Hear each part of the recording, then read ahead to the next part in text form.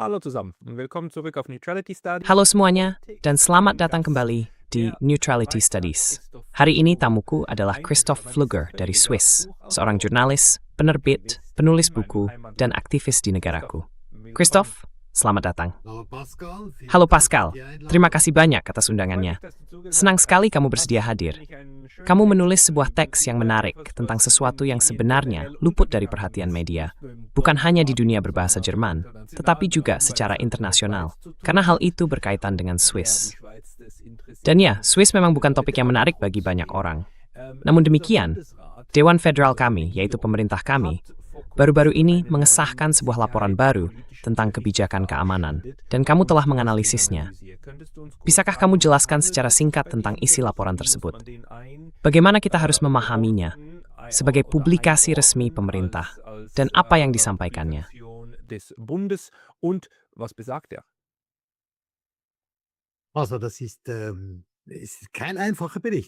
Jadi, ini bukan sekadar laporan biasa, melainkan sebuah strategi. Judul resminya adalah Strategi Politik Keamanan Swiss 2026. Dewan Federal akan mulai membahasnya pada akhir tahun ini, tetapi mereka tidak akan dapat mengambil keputusan. Hal itu menunjukkan bahwa di satu sisi hal ini penting, karena diajukan ke Dewan. Parlemen kita ya, tepatnya mereka akan membahasnya di akhir tahun. Namun, Dewan Federal telah memutuskan apa yang disebut pelaksanaan segera. Jadi rencana ini sudah mulai diterapkan. Intinya, ini berkaitan dengan integrasi Swiss, pasukan keamanannya, yaitu militer, intelijen, dan informasi, ke dalam strategi yang lebih luas, yang berasumsi bahwa Rusia akan menyerang Eropa, khususnya Uni Eropa dan negara-negara anggota NATO, dan bahwa Swiss akan berdiri dengan tegas di pihak negara-negara Eropa lainnya.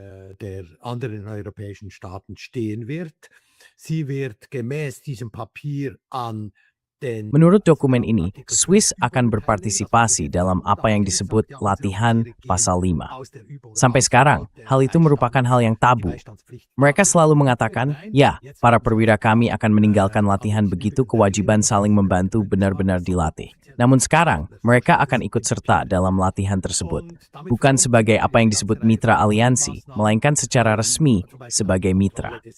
Begitulah yang tertulis dalam dokumen itu. Terkait dengan hal tersebut, tentu ada serangkaian langkah lain, misalnya pengawasan terhadap ruang informasi. Kita mungkin akan melihat adanya kegiatan sensor. Pada dasarnya, ini adalah rencana untuk mengintegrasikan Swiss ke dalam strategi keamanan negara-negara Uni Eropa dan NATO, yang memang saling tumpang tindih, sambil tetap secara resmi menyatakan kami masih netral.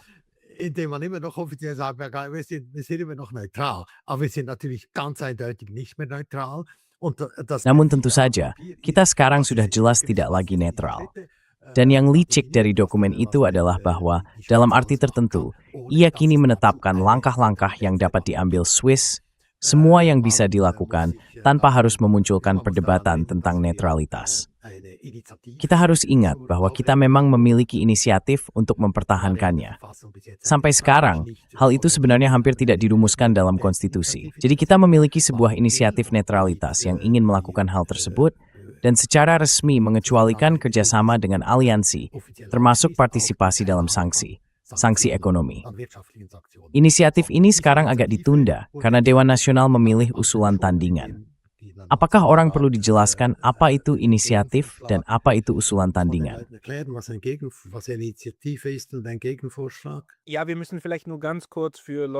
Ya, mungkin kita hanya perlu menjelaskan secara singkat bagi orang di luar Swiss bahwa netralitas disebutkan 2 kali dalam konstitusi Swiss, tetapi tidak pernah didefinisikan. Dan sejak tahun 2022, ada sebuah inisiatif rakyat, yaitu sebuah instrumen di Swiss untuk mengadakan referendum yang mengikat. Artinya rakyat dapat menuntut diadakannya pemungutan suara. Jika inisiatif itu berhasil dikumpulkan, maka referendum tersebut harus dilaksanakan. And with Andy Bestet that this veto. Die Regierung kann sich nicht mehr wehren dagegen. Die Unterschriften dafür sind zustande gekommen. Tanda tangan untuk itu sudah terkumpul. Dan sekarang inisiatif ini, meskipun sudah jelas bahwa akan diadakan pemungutan suara di Swiss, tetapi belum diketahui kapan, sedang berada dalam masa antara, di mana parlemen dan pemerintah masih boleh menyampaikan pendapat. 3 bulan di sini, 6 bulan di sana, lalu 3 bulan lagi di sini. Dalam masa antara inilah inisiatif yang ingin mendefinisikan netralitas Swiss ini berada. Dan yang penting, baik secara militer maupun ekonomi. Jadi tanpa sanksi, itulah 2 pilar utamanya. Dan yang mau katakan kepada kami sekarang adalah bahwa penguatan ini sedang dibahas, tetapi tertunda untuk waktu yang lama.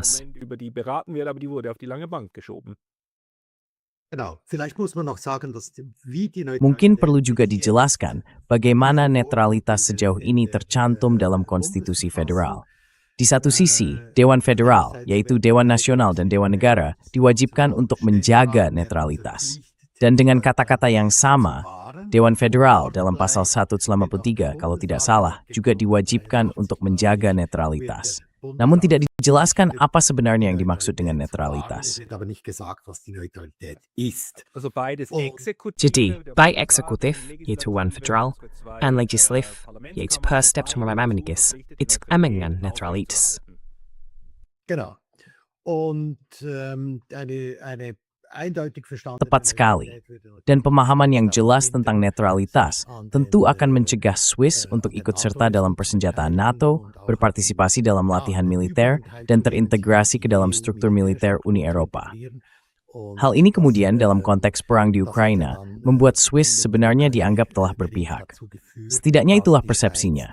Di satu sisi dari Amerika Serikat yang mengatakan bahwa Swiss tidak lagi netral dan di sisi lain dari Rusia. Jadi, persepsi internasional terhadap netralitas Swiss sangat terpukul. Dan sebagai tanggapan atas hal itu, inisiatif netralitas pun ditemui. Itulah jawaban.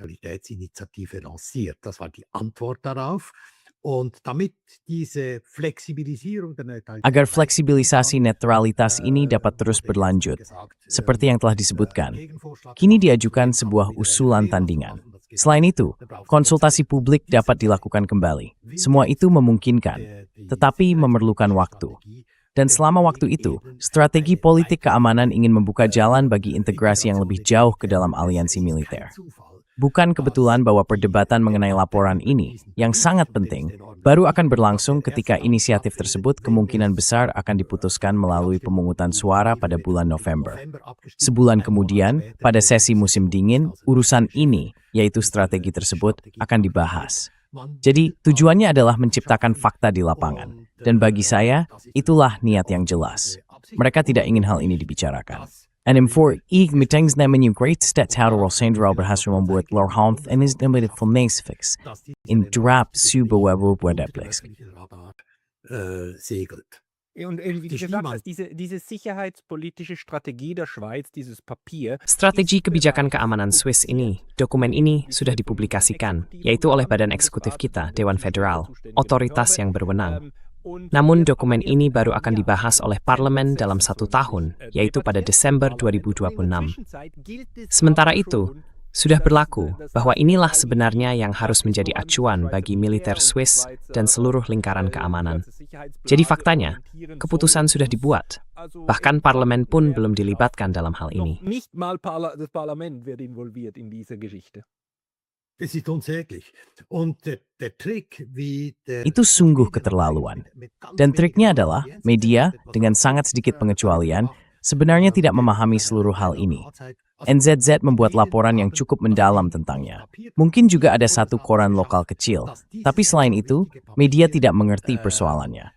Dan bagaimana caranya Dewan Federal berhasil membuat dokumen yang sangat penting ini seolah-olah tetap berada di bawah radar. Mereka mengadakan konferensi pers pada Jumat sore pukul 2:30.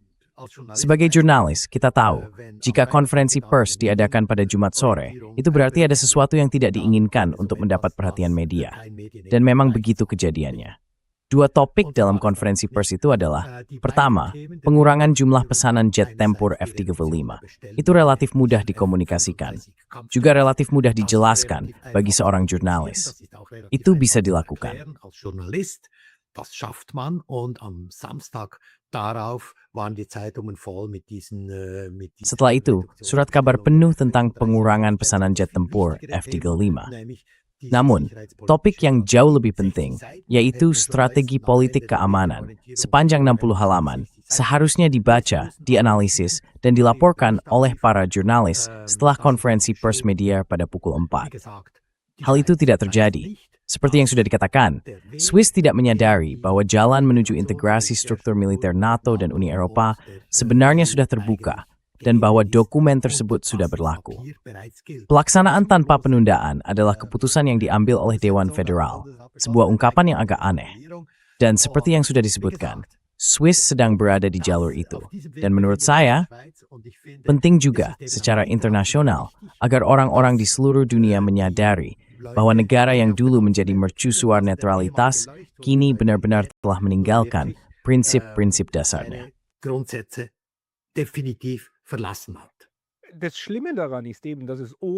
Yang mengkhawatirkan adalah bahwa hal ini berjalan tanpa adanya perdebatan publik yang besar, dan bahwa Dewan Federal, pemerintah Swiss, serta semua lembaga eksekutif yang pernah saya dengar selalu mengatakan, tidak. Warga yang terhormat, kita memiliki netralitas dalam konstitusi. Untuk mengubahnya, kita memerlukan referendum, dan itu memang benar. Untuk mengubah konstitusi, diperlukan referendum. Memang begitu. Namun, bukan hanya sejak laporan ini, bahkan sejak laporan tahun lalu sudah jelas. Di sana kini tertulis bahwa jika Swiss diserang, netralitas menjadi tidak berlaku dan boleh membalas bersama NATO. Namun, apa yang dimaksud dengan serangan tidak didefinisikan.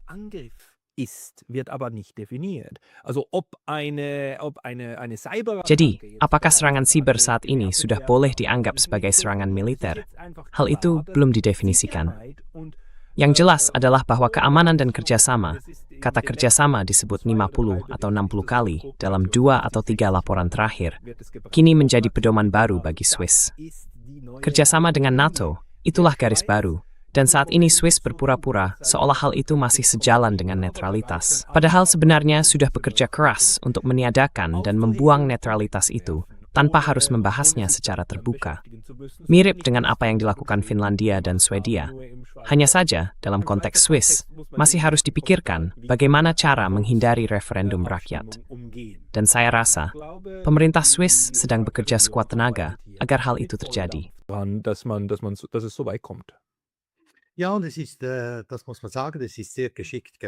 Ya, harus diakui, itu dilakukan dengan sangat cerdik. Jadi mereka punya spin doctor yang cukup hebat bekerja di sana. Dan saya yakin ada juga think tank yang baik ikut menyusun strategi ini. Dalam 2 atau 3 bagian, laporan dan strategi tersebut membahas bahwa perbedaan antara perang dan damai kini menjadi sangat kabur. Dan disiratkan bahwa serangan drone yang juga disebut secara eksplisit, serangan drone yang disebut-sebut terjadi di Polandia, pelanggaran wilayah udara di Estonia, dan beberapa insiden lain yang belum terjelaskan, yang dalam persepsi publik disalahkan pada Rusia, tetapi sebenarnya belum jelas, dijadikan contoh bahwa Swiss sebenarnya hampir sudah berada di kubu negara-negara Eropa dalam keadaan pra-perang.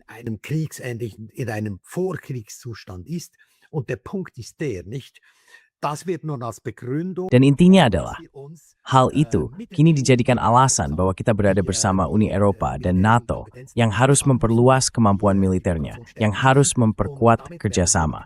Dan dengan demikian, Swiss tentu saja, jika suatu saat terjadi serangan, mungkin nanti kita akan singgung sedikit seberapa besar kemungkinan itu, sebenarnya secara jelas akan ditempatkan di kubu militer NATO. Dan jika terjadi perang, Swiss akan dipandang secara tegas sebagai mitra NATO dan Weltmeinbuch Versailles.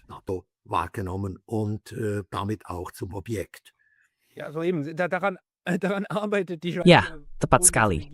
Itulah yang sedang dikerjakan oleh pemerintah federal Swiss pada akhirnya, dengan mengesahkan dan menerbitkan sebuah laporan, di mana mereka secara resmi menyatakan, kami sekarang bekerja sama dengan NATO sebagai negara mitra, bukan sebagai mitra NATO, tetapi sebagai mitra dalam latihan dan sebagainya. Bekerja sama dengan NATO dan juga melakukan kegiatan lainnya. Artinya, sekitar 2,5 tahun yang lalu, atau 2,5 tahun yang lalu, Dewan Federal menandatangani sebuah Memorandum of Understanding, yaitu pernyataan niat, dengan Jerman dan Austria untuk berpartisipasi dalam apa yang disebut Sky Shield, yaitu infrastruktur radar bersama untuk memantau wilayah udara.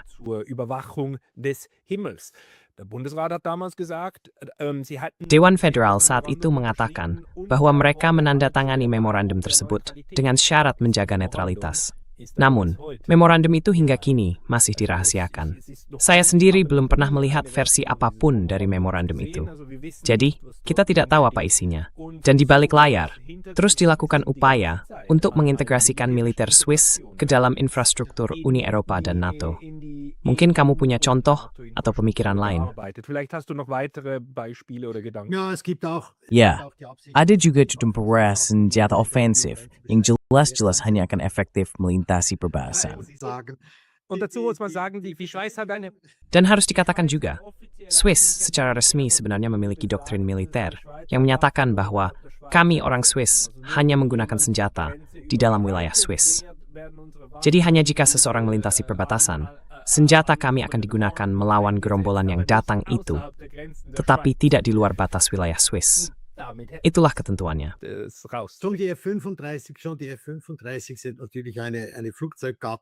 Bahkan, F-35 itu sendiri tentu merupakan jenis pesawat tempur. Kita tahu dari wilayah perang, saya kira dari Ukraina, bahwa pesawat-pesawat itu harus ditempatkan sejauh 500 km dari perbatasan agar tetap aman.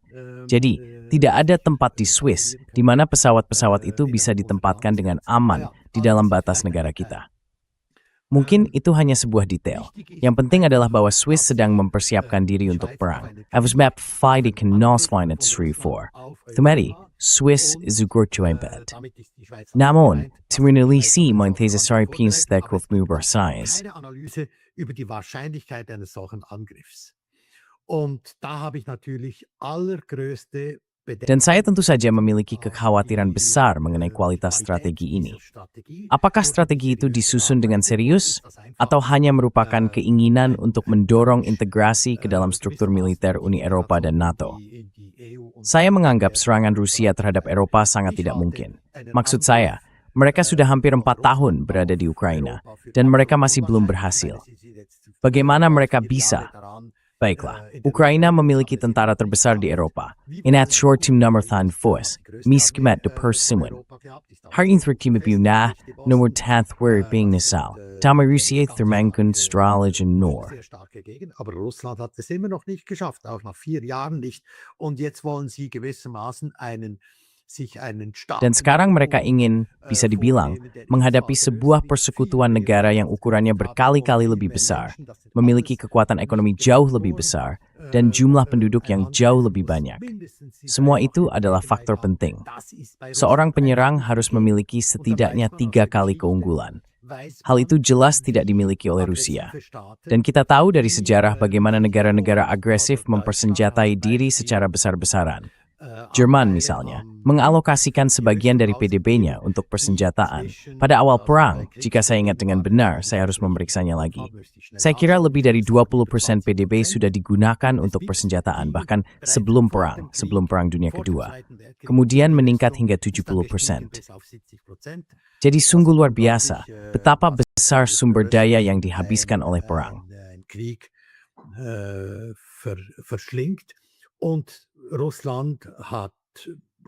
Dan Rusia, saya kira nilai tertingginya sekitar 7% dari PDB yang mereka habiskan untuk persenjataan. Jadi Rusia sama sekali tidak mampu menyerang Eropa.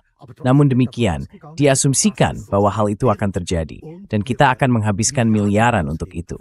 Jadi entah kita akan dibawa ke dalam perang dengan strategi keamanan ini, atau jika tidak, setidaknya kita akan diarahkan pada pengeluaran besar untuk persenjataan. Daus et T12 told mendik kwamajak pertemsenilais. Itu kemudian memerlukan referendum nih.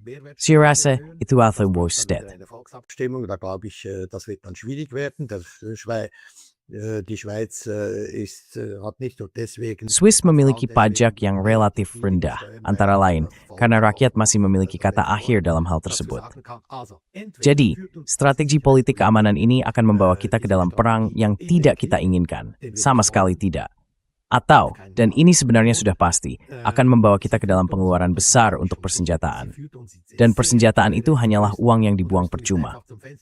Kita seharusnya bersyukur, senjata tidak berguna untuk apapun.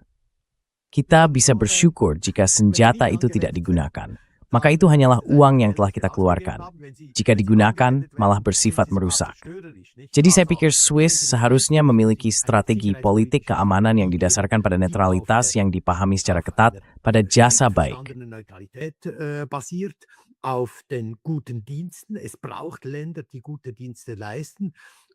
Diperlukan negara-negara yang memberi jasa baik dan dalam arti tertentu, mungkin saya agak idealistis di sini.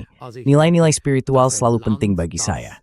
Jadi saya berpikir bahwa sebuah negara yang secara tegas berpihak pada perdamaian dan memiliki pemerintahan yang berperan seperti mercusuar perdamaian dan netralitas juga mampu mempersatukan rakyat dan menciptakan kohesi di negara kita, di Swiss. Itu memang tidak membuat kita kebal terhadap serangan, tetapi juga memberikan perlindungan. Saya percaya bahwa perdamaian dimulai di kepala dan di hati, dan tentu saja harus mencakup banyak orang, bukan hanya beberapa politisi. Itu harus benar-benar menjadi sesuatu yang tertanam dalam jiwa rakyat. Dan dari pihak pemerintah tentu saja tak ada yang terjadi, malah sebaliknya.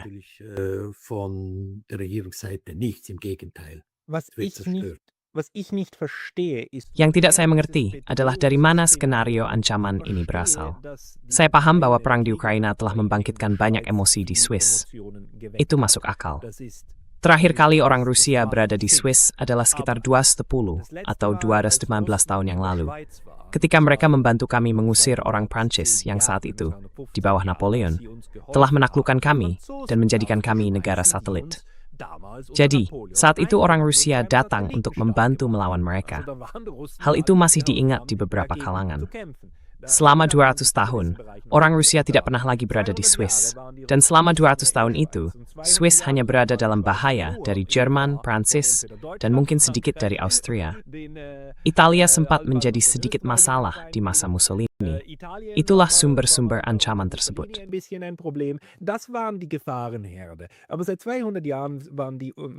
Tapi selama 200 tahun, Rusia bukanlah masalahnya.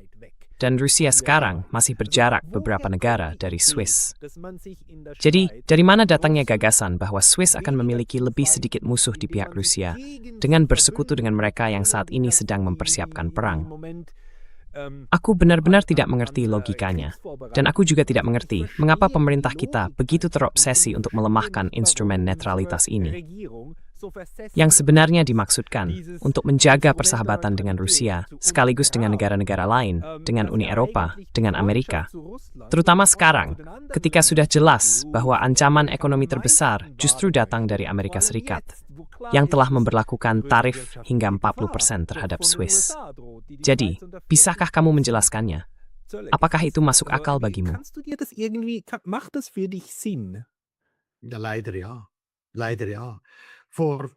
Sayangnya ya, sekitar 90 tahun yang lalu, perwira militer AS yang saat itu paling banyak menerima penghargaan, General Smedley Butler, menerbitkan sebuah buku kecil yang menjadi buku terlaris. War is a Racket. Perang adalah bisnis kotor. Di dalamnya, ia menganalisis berbagai wilayah penugasannya dan alasan dibaliknya. Mengapa saya dikirim ke sana? Mengapa saya harus berperang di sana? Dan ia menunjukkan bahwa perang pada dasarnya adalah sebuah bisnis. Itu adalah bisnis. Orang bisa mendapatkan keuntungan dari perang. Keuntungan diperoleh dari industri persenjataan, dari pembangunan kembali, dan dalam banyak perang tentu saja jaminan atau aset juga dialihkan. Hal itu terlihat di Ukraina. Negara itu harus mengambil pinjaman perang dalam jumlah besar.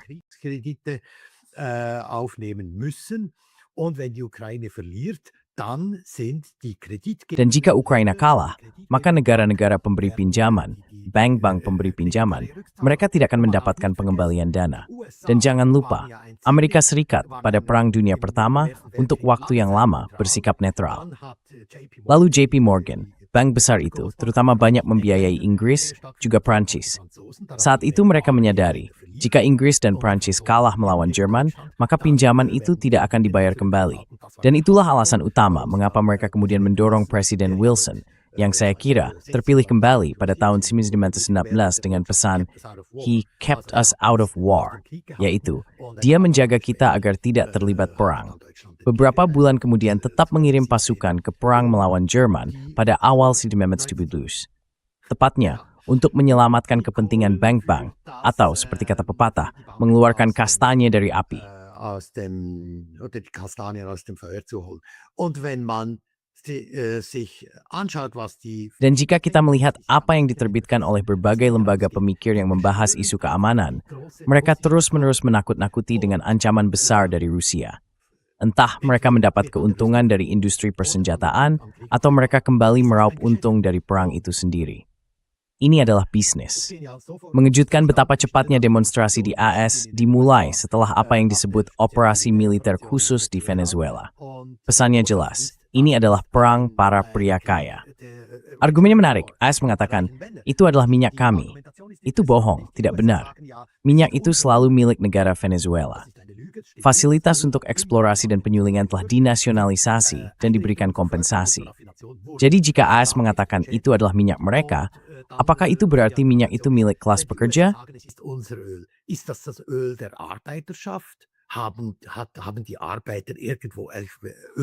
Apakah para pekerja memiliki sumber minyak dimanapun? Tidak. Itu adalah klaim dari perusahaan minyak besar dan para pemiliknya atas minyak di Venezuela. Dan sebenarnya hal itu sama sekali tidak ada hubungannya dengan rakyat. Ini benar-benar hanya soal keuntungan. Sayang sekali bahwa hal ini begitu jelas, atau tidak, sebenarnya bagus bahwa hal ini begitu jelas, tetapi seharusnya membuat kita berpikir. Dan ini hanyalah sebuah bisnis kotor. Saya harus sedikit menjelaskan lebih jauh.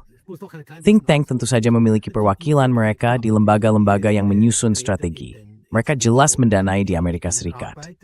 Di Swiss, saya hanya menduga bahwa begitu banyak lembaga sebenarnya disubsidi pada akhirnya oleh industri persenjataan agar mereka mengambil keputusan yang sesuai.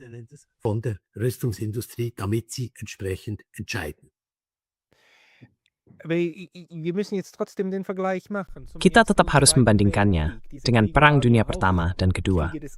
Perang-perang itu juga merupakan perang demi kepentingan bisnis, dan jumlah uang yang terlibat di semua pihak sangat besar. Swiss tentu saja juga terlibat melalui bank-banknya. Namun, strategi pada masa itu adalah mempertahankan netralitas. Karena situasinya berbahaya, karena Jerman bisa saja menyerang, karena Swiss harus dilindungi dengan cara tertentu. Tetapi bahkan selama Perang Dingin, Swiss belum juga bergabung dengan Perserikatan Bangsa-Bangsa. Jadi Swiss menjaga jarak yang sangat-sangat besar, namun tetap melakukan bisnis.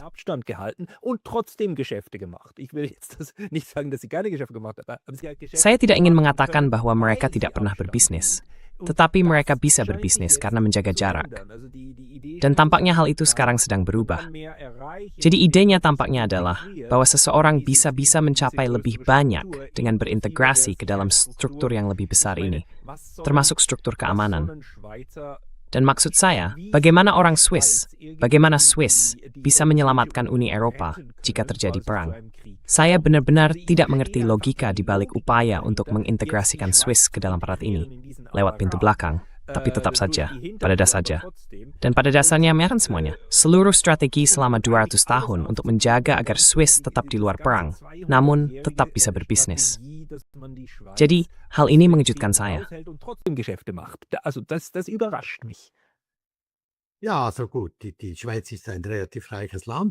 Baiklah, Swiss adalah negara yang relatif makmur.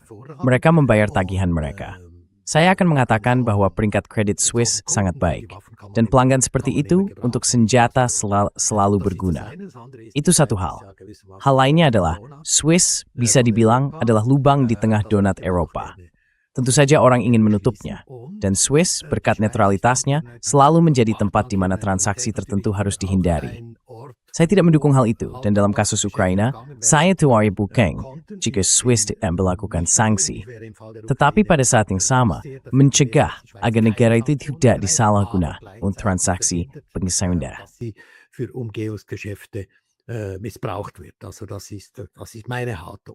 Jadi itulah pendirian saya. Intinya begini, di satu sisi, kita tidak lagi memiliki orang-orang dengan keberanian sejati di Dewan Federal. Kita, itu sudah berubah. Dunia sekarang memiliki jauh lebih sedikit keberanian, jauh lebih sedikit. Jika saya memikirkan anggota Dewan seperti Dewan Federal Stamfli, yang harus bernegosiasi dengan Jerman selama Perang Dunia Kedua, dan selalu berhasil mendapatkan sesuatu untuk Swiss. Tentu saja saat itu juga harus ada kompromi, karena Swiss benar-benar terisolasi. Menitin juga, aku diese Pendrum mentlain in dress, mit Grace stand lines. Und der Druck hat zugenommen. Perbedaannya adalah, pada Perang Dunia Kedua, orang terjebak dan tidak ingin ikut serta. Sekarang pun terjebak, tetapi ingin ikut serta. Perubahan strategi itu sudah terjadi. Jadi sekarang dikatakan, ya, kami ikut. Dan saya hanya ingin mengatakan, jangan lupa, pada tahun 1938, Austria bergabung dengan Reich Jerman dan mengira itu jalan yang benar. Saat itu ada negara-negara lain yang juga bergabung. Swiss berkata tidak, kami tidak mau. Sekarang Swiss berkata ya, kami ingin integrasi ke Uni Eropa. Tentu saja Uni Eropa tidak sama dengan Jerman Nazi. Saya tidak ingin menyamakan keduanya. Tetapi gagasan bahwa sesum berbeda dan tidak melakukan apa yang dilakukan Austria saat itu, yaitu bergabung, itu sekarang sudah hilang. Ja, die Schweiz hat natürlich Ya, tentu saja Swiss sekarang bukan lagi Swiss dengan jasa baik, yaitu tempat di mana orang masih bisa saling bertemu, bahkan dalam situasi krisis. Tempat di mana mediasi bisa terjadi. Dalam semua perang, selalu ada sedikit kontak yang tersisa. Dan jika Swiss menjadi tempat seperti itu, yang benar-benar dapat menjalankan kegiatan mediasi dengan baik, jika Swiss berguna bagi kedua pihak, bukan sebagai pihak yang berpihak, melainkan sebagai tempat yang netral, maka kalian akan berganti lebih Swiss. Bersamaan China Thai diberi sanksi terhadap Ukraina. Mohon ke Dewan Federal Blocher. Ini sistem penting yang harus sebagai pun mara. Blocher hat mir das in einem Interview gesagt. Hat gesagt, der Druck sei zuallererst auf Dia mengatakan bahwa tekanan pertama kali diberikan kepada bank-bank agar mereka ikut serta dalam sanksi tersebut. Mantan anggota Dewan Federal Blocher mengatakan bahwa bank-bank sebenarnya bisa melakukan. Mereka adalah lembaga hukum privat. Mereka bisa saja berkata, baik, kami akan mengikuti sanksi Uni Eropa. Namun mereka tidak memiliki keberanian untuk itu, dan kemudian pergi ke Dewan Federal dan berkata, Swiss harus ikut menerapkan sanksi agar kami bisa ikut serta. Jadi sebenarnya ada juga cara di situ untuk tetap menjaga netralitas dan memberikan kebebasan kepada bank-bank dalam menentukan bagaimana mereka ingin menangani Rusia dan seluruh situasi konflik ini. Aber wie gesagt, es fehlt an Rückgrat, es fehlt an. Tapi seperti yang saya katakan, yang kurang adalah keberanian, juga menurut saya, imajinasi, dan sedikit rasa percaya diri. Saya pikir Swiss bisa menjadi negara netral, dengan penuh percaya diri, dan dengan percaya diri mengembangkan kualitas-kualitas baik yang dibutuhkan dunia. Dunia membutuhkan sebuah negara yang membelah hukum internasional. Jika kita melihat larangan kekerasan dalam piagam PBB, itu tidak hanya, dan ini sangat penting,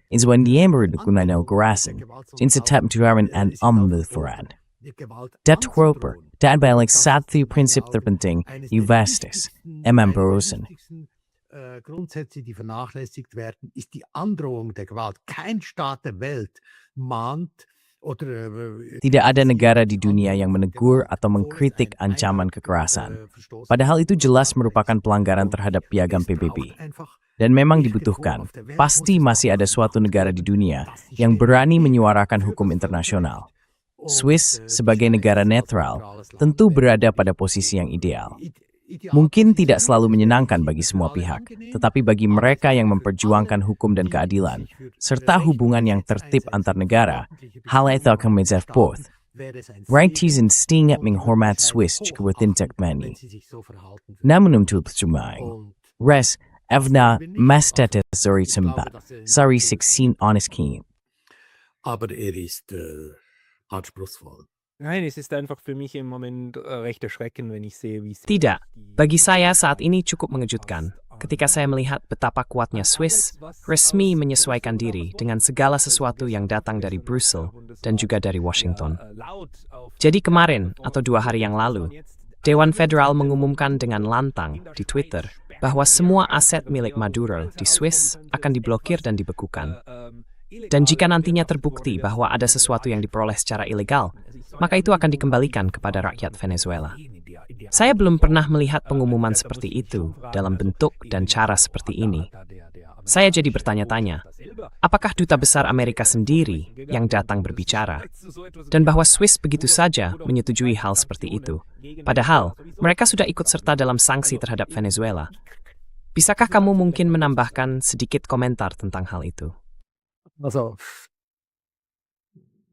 nein, das macht mich eigentlich auch ein bisschen sprachlos und meine Antwort Tidak, wäre eigentlich, sebenarnya hal itu membuat saya agak kehilangan kata-kata. die Jawaban saya adalah bahwa sekarang rakyat Swiss harus memperjuangkan netralitas. Turun ke jalan. Mungkin tidak dengan demonstrasi besar-besaran, tetapi tetap menunjukkan sikap untuk mendukung netralitas. Agar orang-orang kembali menyadari bahwa masih ada yang memperjuangkan netralitas sebagai prasyarat bagi perdamaian. Netralitas adalah syarat bagi perdamaian. Jika kamu berpihak menjadi bagian dari aliansi perang, maka lupakan saja. Itulah jalan yang saya pilih, meskipun cukup berat, karena Swiss atau orang-orang di sini merasa bahwa netralitas Swiss sudah dijamin, dan mereka bahkan tidak bisa membayangkan bahwa negara kita bisa terlibat dalam perang. in einen Krieg involviert sein könnte. Nein, man muss sich die Schweiz und ihre Neutralität im Moment Tidak, so vorstellen. kita harus membayangkan Swiss dan netralitasnya saat ini seperti sebuah karpet besar di bawah kaki kita. Dan saat ini, para elit di Bern sayangnya sedang bekerja untuk mengangkat karpet itu di depan mata kita dan hanya menunggu saat yang tepat untuk menariknya dengan kuat. Jadi, prinsip-prinsip netralitas sedang diganggu dan dilemahkan sedemikian rupa berkali-kali. Kita sudah melihatnya di Swedia dan Finlandia. Sebuah perang, keadaan terkejut, dan guncangan akibat perang di Ukraina membuat keduanya melepaskan netralitas mereka dalam semalam. Meskipun proses meninggalkan netralitas itu sebenarnya sudah berlangsung selama 20 tahun. Dan di Swiss, tampaknya ada upaya serupa yang sedang berlangsung, agar nantinya bisa dikatakan, nah sekarang serangan telah terjadi, sekarang kita akan melawan bersama. Jadi begitulah saya menafsirkan strategi pemerintah federal saat ini. So interpretiere ich diese Strategie des Bundes im Moment. Das würde ich auch so sehen. Und Ya, saya juga melihatnya seperti itu. Wakil rakyat kita sebenarnya tidak banyak berbuat untuk itu. Kurang ada konsensus, dan tentu juga kurang ada tekanan dari akar rumput. Para politisi tidak hanya melakukan apa yang dibayar oleh para pelobi mereka, tetapi juga apa yang membawa mereka dukungan. Jadi dibutuhkan cukup banyak kerja dari tingkat bawah. Dan saya juga berpikir, dan kita juga sedang mengusahakannya, bukan begitu, Pascal? Bahwa harus ada kerjasama internasional dari kekuatan-kekuatan netral di tingkat global untuk mengembalikan kesadaran bahwa netralitas adalah prasyarat bagi perdamaian. Dan posisi netral yang sering digambarkan sebagai posisi pihak yang lemah seharusnya menunjukkan tidak. Ini adalah posisi yang membutuhkan keberanian. Diperlukan keberanian untuk bersikap netral. Lebih mudah berpihak pada pihak yang dianggap lebih kuat, dan dengan itu merasa aman. Jadi, Luciano Broditz Vorbelchentin, ni scam mythhorizan ein de bewerligt. Ja, der Weg, der vor uns liegt. Es braucht einfach auch Willen. Also es ist Yang dibutuhkan juga adalah kemauan. Tidak mungkin bersikap netral tanpa adanya kemauan untuk bersikap netral. Jika tidak, akan berakhir seperti Ukraina saat ini, di mana netralitas telah ditinggalkan dan ada keinginan untuk bergabung dengan NATO. Namun, pada akhirnya, seseorang akan terjebak di antara dua pihak. Dan itulah tempat yang tidak ingin dituju. Fronten und genau dort will man nicht sein. Ja, und ich meine, die Neutralität, die Ukraine. Ya, dan Ukraina pada Juli 1990 secara resmi menyatakan, kami ingin menjadi negara netral. Dan pada 1995 hal itu dimasukkan ke dalam konstitusinya ya. Betul, betul. Dan pada 2014, negara itu memang tidak memiliki tradisi kenetralan. Dan karena itu cukup mudah bagi pihak lain untuk melemahkan dan menghapuskan kenetralan tersebut. Swiss, sebaliknya, memiliki tradisi kenetralan defina. Dan saya kira masih sekitar 85 hingga 90% penduduknya mengatakan bahwa kenetralan adalah bagian dari identitas Swiss. Salah satu pilar utama pemahaman kita tentang diri kita sebagai negara.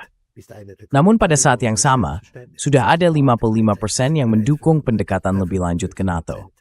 Jadi, orang-orang juga entah bagaimana tidak benar-benar tahu apa sebenarnya arti kenetralan itu. Die nicht genau, was Neutralität eigentlich bedeutet. Also es ist halt an sich ein Itu sebenarnya hanyalah sebuah kata tanpa makna yang bisa diisi dengan arti, dan memang diisi dengan arti oleh berbagai pihak. Dalam hukum internasional, tentu ada definisi, tapi di sana juga itu terlalu jauh. Christoph, bagi orang-orang yang ingin mengikuti kamu atau membaca lebih banyak tulisanmu, kemana mereka harus pergi? Die dir folgen wollen, respektive mehr von dir lesen möchten, wo sollen die hingehen? Also, Jadi majalah yang saya terbitkan bernama Zeitpunkt.ch. Saya juga memiliki situs web pribadi, christophfluger.ch. Saat ini banyak pekerjaan saya difokuskan pada saluran web TV, transitiontv.org. Lalu, inisiatif terpenting untuk netralitas adalah Gerakan untuk Netralitas, Bene Swiss. Itulah tempat-tempat di mana seseorang bisa terlibat. Saya akan mengatakan bahwa Bene.Swiss adalah tempat terbaik untuk bergabung jika ingin melakukan sesuatu demi netralitas. Und das mag wir tun sehen. die Neutralität tun will. Und das ist auch nötig. Christoph Fluger, terima kasih banyak atas waktumu hari ini. Gern geschehen. Sehr minimal. Smag vertempt meets Torwer, den sig lager, sig gikt de brelix switern. Jess, Tesse. Danke.